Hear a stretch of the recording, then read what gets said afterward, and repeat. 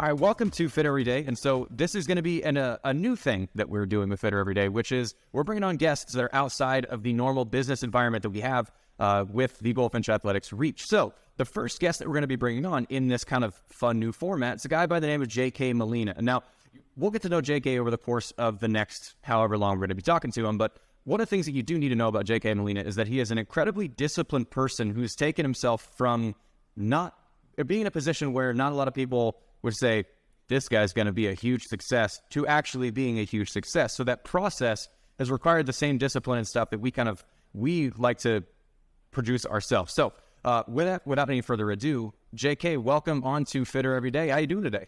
Yeah, I'm feeling good, Jeff. Feeling good. Thank you for the nice intro. Yeah, I try and butter people up as much as I possibly can before we start. So for those of the audience that don't know who you are or where you're coming from, if you're at a cocktail party, someone says, so what do you do for a living? What is the answer to that question? Oh, I'm an underwater dog trainer. That's what I say at parties. I had a friend that he said, I'm the guy that trains seals how to balance balls on their noses. Because he didn't want to respond. But what I actually do is I just help people monetize their Twitter. Not grow, but monetize their Twitter. And recently had an acquisition, so that was pretty cool. We announced it yesterday. Sold the company for $1.4 million. And so I'm here to talk about anything you want about business, but we can talk about fitness too, because I love jiu-jitsu and I also love the gym, so we can talk about that. Yeah, I see that you're wearing kind of you got a jiu-jitsu t-shirt on right now, which I respect. Because representing. Yeah, and as a Midwestern Iowan, I grew up wrestling, so it's like jiu-jitsu is like the more functional cousin of wrestling. So you can actually use it more in real life if you were to get attacked, because 2-point takedown doesn't mean much in wrestling. So you mentioned just monetizing Twitter. How did you get from, let's not worry necessarily about the professional stuff, but how did you get essentially from, for doing a little background research, you started doing you described it as like a Breaking Bad-esque, where you're doing perfume sales kind of where you grew up with your high school teacher, and just walk us in like a few minutes. How did you get to where you are now? And then we can kind of talk about the steps along the way that got you to this position. Yeah, so I kind of started my entrepreneurial journey in like 2017 because I graduated school, but I had like a summer break, a long summer break before college. And I remember like I just wanted to make money. And my teacher used to sell bootleg perfume, like not original perfume. But I was like, yeah, I can do that. I can do that, right? So I bought a few plants and I planted them in my backyard. Then I squashed them, put them in alcohol, put a little bit of glycerine, and that was a perfume, which was horrible, by the way, and it stained your clothes. It was horrible. But that's what I Start from the top. Start from the top, man. Yeah. So I was like, yeah, fuck it, right? Let's just try it. And it wasn't exactly blue meth, but it was still good. But that's what I did. Then got into like business school. I got into engineering school, and with the money I got from the perfume, got a business school at night. And then I started like going to business school and like kind of learning how this thing goes. Eventually just started doing in college, just learning. And then I dropped out, right? Because I realized that you could make money on Twitter. After making a little bit of money on Twitter, then I started ghostwriting for others. And the cool thing about Twitter, which might be a good segue to what we're here to talk about, there's a lot of people who train everything. That's what they call it. It's like people who like have successful businesses, but they also like go to 5 days a week to the gym, and they also train jiu-jitsu, right? And there's like super fit and know about this like biohacking and stuff. So I was really grateful to find that corner of Twitter, because at the same time my business grew, my fitness area grew, and my combat area grew. So that's kind of how I got into this whole thing, just selling perfume. Yeah. So from perfume to getting to so you mentioned kind of big money exit. Now, in order to get there, one of the things we try and talk about as much as we can on here is that there's a difference between, like, you always have a choice all the time between doing the right and the correct hard thing and doing the easy wrong thing. There is, for a dietary example, you're hungry, you want to have breakfast, there's a Pop-Tart on one side, or there's eggs in your fridge. Okay, I should cook the eggs. It's just going to take a little bit more effort, but that's the right thing. It's just a little bit harder to do. Now, you went from starting and doing, just kind of a summer job, but then you got to college, but you dropped out of college because you recognized there was a thing that you wanted to do more. How does the discipline that you kind of developed in working on your business and also kind of fitness and stuff, where does that come from? Because no one just wakes up and is like, I am a disciplined person. Like, how do you practice that? Or how did you, at least, whether it's today or when you first got started, how did you practice the discipline that got you to being reasonably successful now, from being a kind of a young punk selling perfume? Yeah, now that I think about it, it was an accidental thing, and I would call it an element of discipline, but there was also a big element of environment control. So I'll give you an example. The reason why I became obsessed with Twitter and writing, it's because I came across Twitter right when 2020 came around. You know, you couldn't do anything else. You were locked in your house, right? So it wasn't like I could go out and, I don't know, go on dates, go with my friends. I just had to stay home and work. That was kind of the only thing I could do, right? So it was interesting as well. I liked it. So there was a component of discipline there. And there's that in the ghostwriting aspect. The other one, like you said, example of breakfast, right? So I recently moved in just on my own, right? I bought an apartment. And I remember, so the lady that helps me clean comes over, and she checks my fridge, and it's just, I'm not showing you, dude. It's just Diet Coke, sparkling water, and San Pellegrino. That's all I got on my fridge, right? That's it. And then she sees my other part of the kitchen is just eggs and protein shakes. And she goes, this is like a muscular man's kitchen. You have nothing here. I'm like, yeah, that's exactly what it is. It's a man's kitchen, right? Because I have nothing. I control my environment. So I literally can't binge in my house because I don't have Pop-Tarts, right? I don't have candy. I just have, if I want to eat something sweet, I got blueberries. Which, by the way, really good. A plus. Yeah. Yeah, it's great. Also, watermelon, great. However, I had to work because I had no option but to work because I was down. I can't binge because I just can't possibly because there's nothing in my house. So it was a big component of environment control. And let's say my parents live on their own apartment, right? And I meet them often, but I don't meet them at their apartment. And I tell them, like, guys, I'd love to go, but let's just have lunch somewhere else because I know that at your apartment, there's like chocolates and cookies and they can control themselves, right? They're really good. They have that discipline. If I see those, I get a little antsy, you know? So I'd rather control the environment rather than the discipline. So for me, that was the biggest change. Yeah, and I think that's kind of neat because there is a recognition. I think another thing that has to happen, so the programs that we run most frequently, so we have an adult program, which is mostly our CrossFit program, and then we have our youth program, which is kind of speed and acceleration development. And the thing that kind of has to happen in each one of those is you have to have enough of a internal humbleness to say, I'm not good at this, therefore I want to be better at this. Because if you always go, I'm good at everything. If you think that, if that's the kind of thought process that exists in your brain, you're not going to be good at anything because you can't be good at anything if you never actually recognize that you need to improve upon it yourself.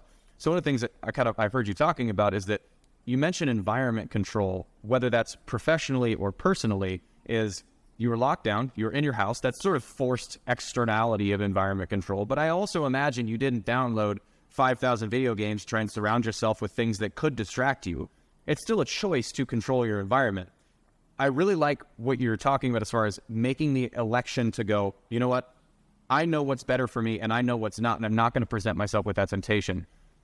For me, I had the same thing. So my first year in college, so I played college football, and my first year I had a 2.7 GPA because I had, dating my age a little bit, I had an N64 in my college dorm. And I played that N64 so often that I didn't complete homework assignments. Which games? Which games you played? If you play me in Super Smash Brothers, I will. Oh, dude, you want to tough Smash Brothers? I will. Dusty. Smash Brothers. We're hosting a live challenge then. No?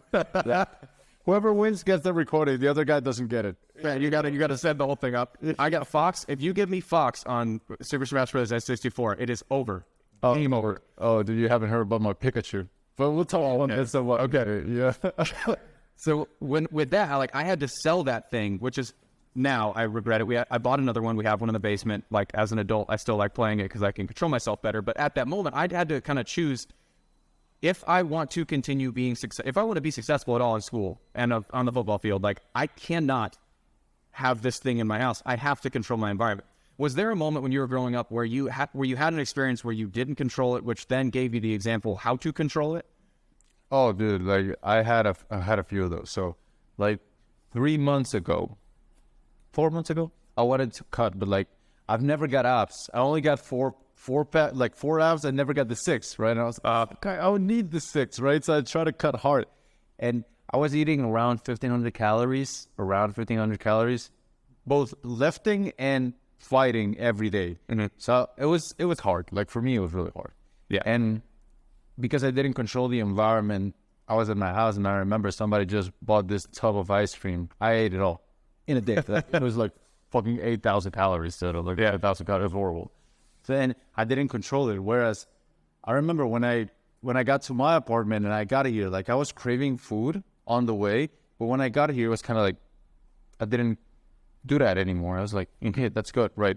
And that's why I'm big on like controlling your environment if you guys are trying to get fit or just get good habits, and like understanding that a good way to like go about change is to treat yourself as and you're not, but treat yourself as if you're an addict, right? As in like, oh, like if I see these things, I'm going to binge. Well, then just don't have it near you, right? For example, at this new apartment I got, I was very conscious of the things I brought in, and I have a couch, right? And I have this place where it's a little bit uncomfortable. It's like a kitchen counter, but the chairs are not the best. So on the kitchen counter, that's a little bit uncomfortable. That's like the only place at the office where I'm allowed to use the phone, right? However, if I want to sit at the couch, the only two things I can do is I can only read, I can only write.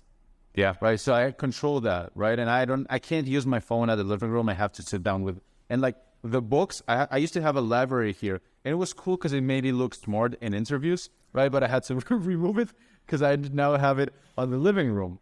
Because then I'm reading so much more because I have the books right in front of me, right? Yeah. Or like another rule, like at 8 or 8:30, I like shut everything down. I can't use the screen. And I go to sleep at around like 9:30 or so. So I get bored out of my mind. So the only thing I do is I just start planning the next day, or I just start reading. So discipline is definitely a huge component. But controlling your environment so that the things that you do are like kind of obvious, it saves you willpower. It's just easier in my opinion. Yeah. And it just takes that fight that you'd have between, that little...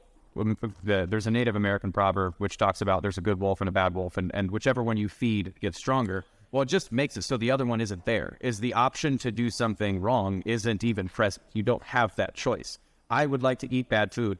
I don't have bad food. Well, simple choice. Now, you mentioned because you were in your early 20s, right? Yeah, I'm 22. Okay. As a 22-year-old, you have all these habits that set you apart kind of more in the maturity spectrum than most other 22-year-olds. Was there a point where you had to, within your social circle, either change your social circle or has your social circle kind of caught up to you and kind of been in the same place you are? Because normal 22-year-olds, they're trying to get established in a career. They're just getting out of college, or they're trying to live on their own, or they have roommates and they're going out partying or whatever. For those that are younger, the audience that is younger, how do you deal with kind of the social pressures of discipline isn't necessarily the most fun thing when you're 22? How do you deal with that kind of socially with what you got going on? Yeah, I feel like it's, there's 2 points to make here, I feel. One is fun. So what do you consider fun, right? And a lot of people, and me too, like going out and drinking, it's fun. Going out on dates is fun. Like I go on dates every weekend, like it's fun, right? But you know what's also fun? Choking the shit out of people on the dojo. That's you know what's also fun? Feeling a pump at the gym and feeling good. Also fun making a shit ton of cash, right? So if you really see what brings you fun and you optimize for those things, you'll realize that some of them are really hard things that set you apart. Fighting, making money, going to the gym. And I really like this tweet by this guy named Lobo on Twitter. So Lobo says, everything on the internet's foreign. Like the Lambos, the girls, the money, the clothing, everything's porn, right? However, if you like really not look at it for a bit, you'll realize that those things are not really what you want. Like if you're in the shower, right? Some people go like, oh man, in the shower, I get like incredible thoughts, right? I get these thoughts and these ideas that I wouldn't have come up with. I'm like, those are not shower thoughts. those are just thoughts you get when you're off your phone, right? So if you leave that away, then you come up with all these cool ideas and you realize that you like hard things. Hard things bring you pleasure. You just haven't realized it because you're on your phone all the time. So that kind of inhibits you from discovering these new things. So that's one, what do you call fun? And two is, what's hard is your guys around you won't understand that because they're all about partying and stuff. Like, I'm pretty much a loner. I was dating this girl and she's like, I think you should really get a dog. I'm like, what the fuck do you mean I should get a dog? She's like, you're kind of lonely most of the time, right? I'm like, no, I'm not getting a dog, right? But the thing is, if you see your community or your inner, like your immediate circle won't like that, and that's fine, because it sounds kind of weird when I say it now, but there's a lot of people in the online communities that are like all about these things. You want wrestling, there's a huge wrestling fan base, jiu-jitsu, fitness, money, all these things. Those people are online, right? And yes, I understand that it doesn't have the same touch as being face-to-face with a person. But I mean, what's the alternative? Are you just not going to learn how to fight? Are you just not going to be fit? Are you just not going to do what you really want to do? So if you measure it in trade-offs, online communities of people you want and doing these hard things actually have so much of a higher ROI, not only what you'll become, but in terms of pleasure. But I'm telling you, they're like, yeah, going out's fun, but try beating somebody the fuck up and making them give up on the map. It's great. It's awesome, right? Try getting fit and just looking at yourself, be like, yeah, I did it, right? So I'd say two things. It's when you remove yourself from that dopamine, that cheap dopamine on your phone, that's huge. And two is just these online communities. They're going to give you dopamine by progressing on the things that actually matter to you. Yeah, I love that. So one of the people that I really enjoy, I don't necessarily like a role model, but someone I like is the comedian Aziz Ansari. And one of the things that Aziz Ansari has that I aspire to is the fact that he only has a flip phone. If there's any scheduling that needs to happen, is his assistant handles all the scheduling. He literally, if you want to get a hold of him, you got to talk to him on the phone. He can't browse on social media. He can't do all these things. And it's interesting to hear you mention that, like, that cheap dopamine hit. You're a guy who made his money on Twitter. How do those two things kind of reconcile in your brain? Because I know there are a lot of people, especially those that are kind of in the health, with us in health and fitness, most of the people recognize that it's not good for you. And if you don't recognize it, it's pretty obvious once you take time to think about it. How do you reconcile those people that want to be on social media for its benefits, but want to break away from it for getting out of the trap of that it kind of sucks you down into? How do you make sure that you keep a balance between those two things? Yeah, that's big. And that's kind of why I founded my entire thing on. I called my motto and like my mantra is called likes ain't cash. And it's like, yeah, you can get a bunch of likes, but how much money are you making, right? But to me, it starts as in pulling the main levers. So I'll give you an example, and this might be a little bit controversial, but I like this example from Callicrates on Twitter. He said, there's this dude's mafia bosses in like the 20s that were like, weighed 300 pounds, chug pasta like every day, and just chain smoked cigars, that still have more energy than the average 25-year-old today because something fundamentally changed. That's what he talks about. And the reason why that happens, he says, is because these people take care of business for early in the hours, in like a day. So I don't know if you do this at your gyms, but sometimes people say that it's easier to work out early in the morning than at night because you have more willpower. You could just eat the frog early in the day. So I do the same thing. I actually scroll social media a lot and not exactly proud of it, but I don't do that until a certain hour of the day. So I wake up at 5:30, at 6 I start writing, and I don't check social media until like 8, because for those 2 hours I'm producing, I'm creating, right? So that's done. Consuming, then I'll get that dopamine after. But I have like website blockers and things that allow me to take care of business early in the morning. Like, for example, today, it's like what? It's like 12 for me, almost 12. And after this, I'm done. I'm not working. I'm not doing anything. I'm just going to go to the gym and chill because I've been working for like 6 hours, right? So I take care of business early. I take care of the things that matter early. And then I can do whatever I want. And that way I feel like it needs less willpower because when you wake up, you're fresh. You can do work, right? You don't need to check social media. Sure. You don't need to vape. like some people do. Yeah, big vape guy. Kidding. No, I think there's one other thing. One other thing that I was really interested in kind of getting your perspective on is there's a line. My business partner and I talk about this a lot because one of the things that we really enjoy is that the thing that we do inside our facilities and kind of hopefully to the people that are in the audience that are getting this is we want to serve you because in order to be the best version of yourself, you actually have to take care of yourself. And taking care of yourself involves doing some hard things. And one of the things that we feel like that that mission, we want to get out to as many people as we can. That's why we have this podcast, is take that to as many people as you can. But at the same time, you have to have a contentedness of where you are because there's a line between ambition and contentedness. And if you float too far on one side where it's only ambition, it's only everything, you just want, and you never sit to kind of take time and go, all right, I'm good. I like this. But if you sit too far in the contentedness spectrum, you go, everything's fine. I don't want to change anything. I am completely 100% content with where I am. Nothing should change. Nothing should get better. Nothing should grow. The line between ambition and contentedness is a really flirty one. Is there a thing that you've thought about when you try and grow? Do you take time to smell the roses along the way, or do you find yourself being like, you know, I want more, I want more, I want more? Where along that ambition to contentedness spectrum do you find yourself? Yeah, I'm horrible at it. I've always ambition. Like, it's hard to turn off. I remember I went with my brother and we went to Europe, right?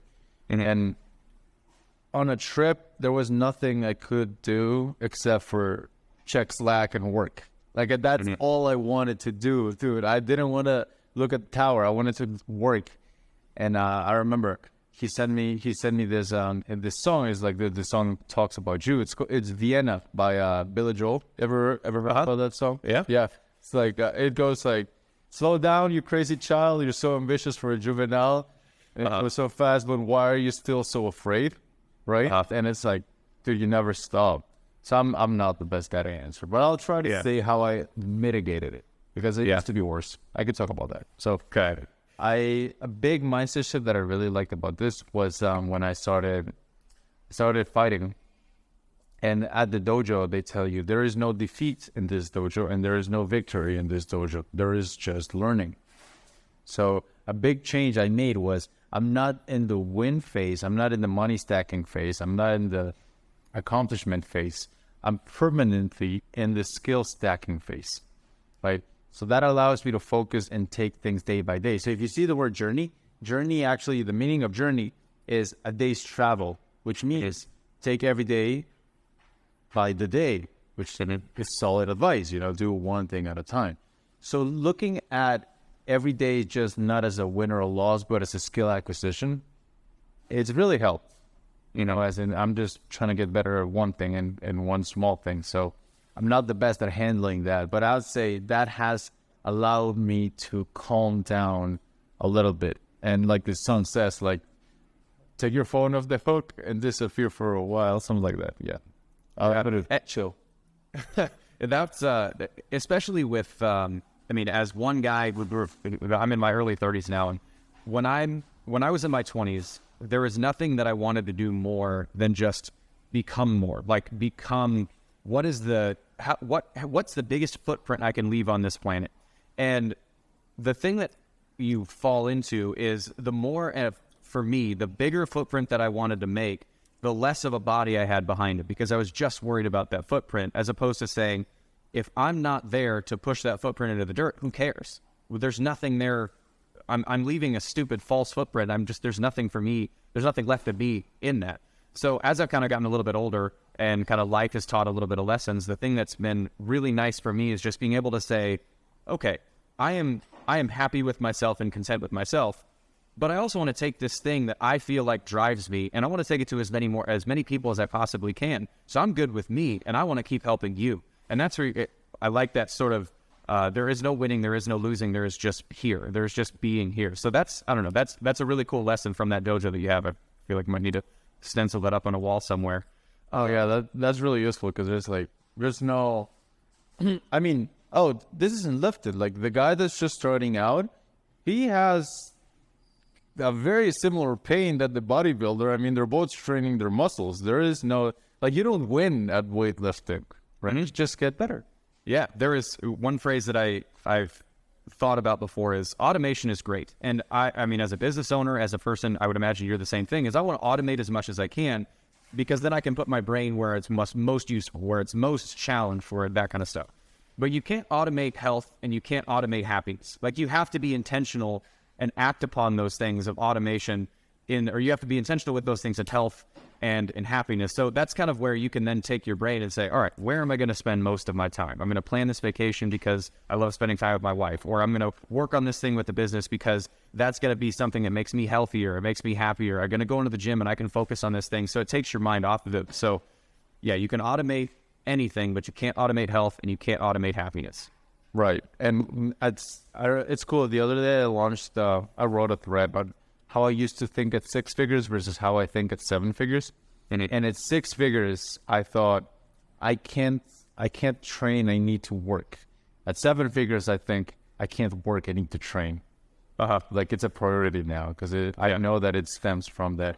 And it's always been that, dude. When I feel like business slowing down or something's going hard, it's always like either diet, sleep, or exercise or sunlight.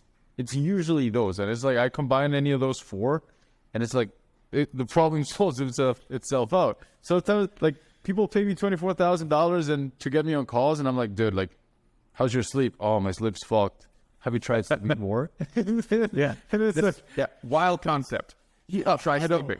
I know it changed your life, bro. Sorry. But he comes back, it's like, dude, I feel much better. This is booming. Great. Congratulations. Yeah. I mean, that's what you needed. I'm glad I contributed. That's the best sales pitch for us because if one of the things that we always talk about is like the great thing about being in a gym is, and you do the same thing with jiu-jitsu, is that when you come in, you have your phone, your kids are calling, your mom's calling, your work partners, whatever. You cannot use a phone and lift a weight at the same time. You cannot use a phone and be in a jiu-jitsu gym or jiu-jitsu dojo at the same time. You cannot. You have to put it down. And when you put it down, that means you got to actually like be present and actually work on yourself. So you get this like little hidden benefit of I get exercise, I get time with myself, I get to think about my thoughts, I get to be where I am, and then you'd be like, all right, now I feel healthier. I feel refreshed from this thing. Now I can go do that hard thing. Like that guy you were talking about. I actually went to sleep and now I'm actually productive. Wow. Yeah. See how that works. It's also a weird benefit I've seen with exercise is it allows me to see more. I have this issue that I'm battling with. I'm like, you know what? If I just stay for like 3 hours working on it, it'll be hard. Whereas if I go work out and it's in the middle of that squat set, you're like, I get it. I know the answer. It gives you clarity. It's weird, but it works. Yeah. Why's that, by the way? Do you know what's that? Why the clarity portion? Yeah. So there's a little bit waiting in psychology. So one of the things within psychology is that when you are fully focused on one thing, then it lets your brain run the track in that one thing. When you're trying to focus on a million things, your mental energy is spread everywhere. And so that I'm doing one thing fully clear, that activity lets you kind of purge all the rest of the loose wires from the other thoughts that you had because it requires a full focus. So it's in the same vein as boredom is kind of the breeding ground for creativity, is because you can't have 7,000 things going on because you have nothing going on. So it's the mental energy being applied in either one spot, but not fraying wires everywhere else. So it's making sure that you can focus on something, and exercise is just a better way of purging all that. Oh, that's interesting. Well, there you go. Yeah. There's that. I feel like I watched this video the other day. Do you know Alex Ramosi?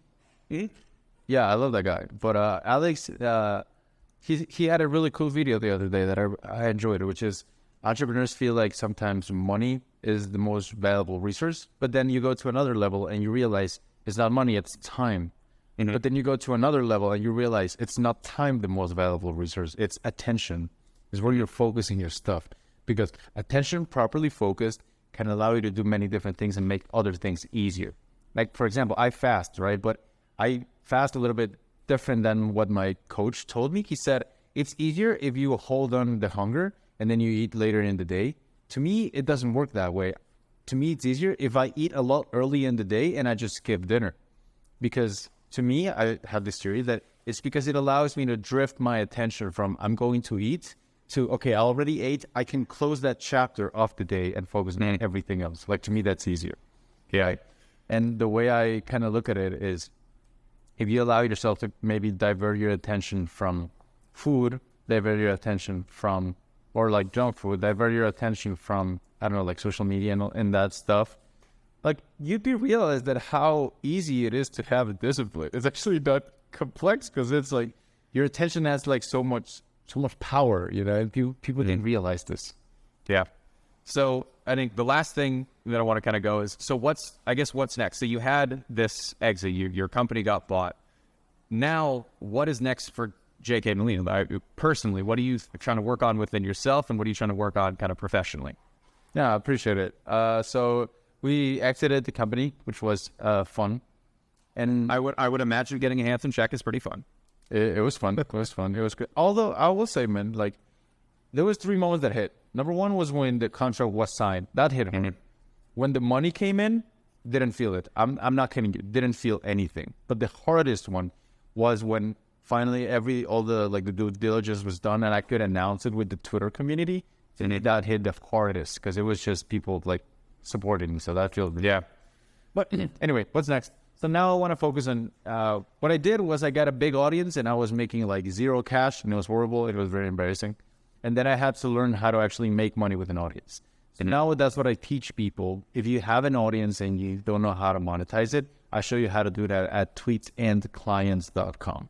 So if you guys are interested in growing audiences online, I can't help. I'm not your guy, sorry. But if you guys want to monetize audiences online, then I'm glad to talk to you. Cool. And where can we find you on? So that's... Oh, that's right. So it's one JK Molina. That's ONE JK Molina on Twitter, and I'll see you around. Cool. All right. Thanks, man. I appreciate the time. Appreciate the emphasis, kind of the information. So congratulations on the exit, and keep in touch. Appreciate it. I'll see you around.